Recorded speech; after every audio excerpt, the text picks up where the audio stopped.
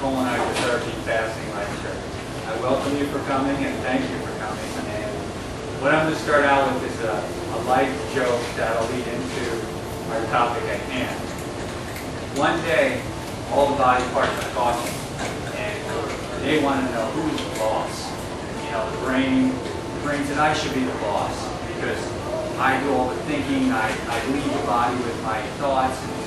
And then the eyes go, no, I should be the boss because I see where you're going, and without the eyes, you just trip and fall. And then the stomach goes, oh, I should be the boss because I digest all the food, and I give you nutrients, and you die if you couldn't use the nutrients. And the legs go, wait, I should be the boss because you guys couldn't move forward in life without the legs. And the butt said, no, I should be the boss. And all got together and they laughed at the butt.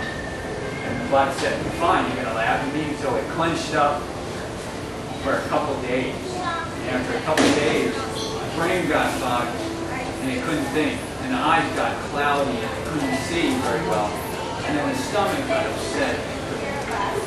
And the legs got crampy and achy. And they all said, all right, but you're the boss, And it's a pretty good point if you think about it, because you don't eliminate well.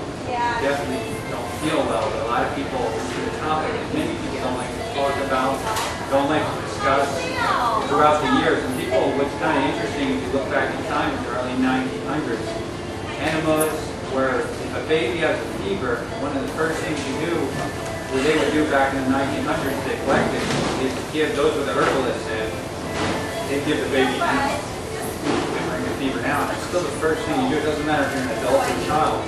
Enema will help to relieve.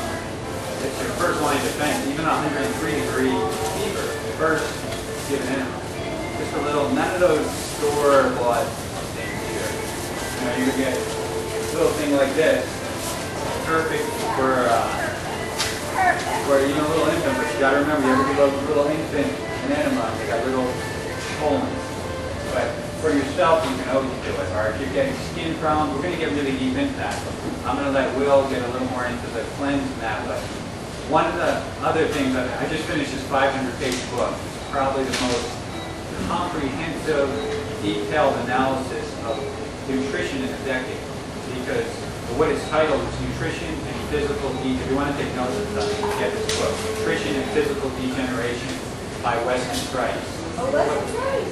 What this guy did, he was a dentist in the 2030s who said, what's going on here? We got all this technology. We have tooth decay and degeneration of bodies running rampant. We've got the bacterial diseases under control, but we don't have the degeneration, all these cavities. So what he did is he went around the world. I mean, this guy went around the world. He took bobsled and stuff in Eskimo. They still couldn't get there by plane to some areas. He wanted to be, he went to the South Africans, to the Melanesians, to the Hawaiians, to the Native American Indians, and he wanted to study them in their most remote atmospheres where nobody from the outside was coming in and they weren't bringing any other food. They were in their own habitat surviving the native ways. So when he studied these cultures, he was amazed because there was almost no tooth decay. One tooth and less than 100, sometimes 0.04% of teeth. That's how detailed they got, like the effects did by decay. And then he saw no immune system diseases, rarely. Of course, in places like Africa, you still have malaria and things like that, because it's just, that's a problem that's always been there. But there were no prisons, no insane asylums, there were no, everybody was useful. Children went to, you know, they were useful to the community very quickly.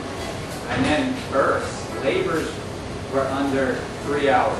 Usually the woman would deliver the baby herself. Cesarean section were unheard of.